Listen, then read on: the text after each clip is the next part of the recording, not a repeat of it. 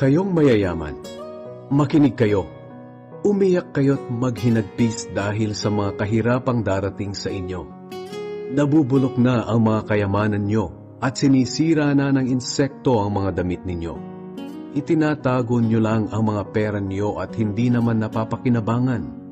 Sa mga huling araw, hahatulan kayo sa impyerno dahil sa pera ninyong hindi naman ginamit sa kabutihan. Sayang lang ang mga itinago nyo dahil malapit na ang katapusan ng mundo. Pakinggan ninyo ang reklamo ng mga manggagawa laban sa inyo. Pinagtrabaho ninyo sila sa inyong bukirin, pero hindi ninyo binigyan ng sahod.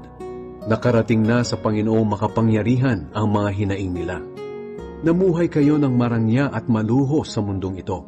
Para nyo na ring pinataba ang sarili nyo para sa araw ng pagkatay.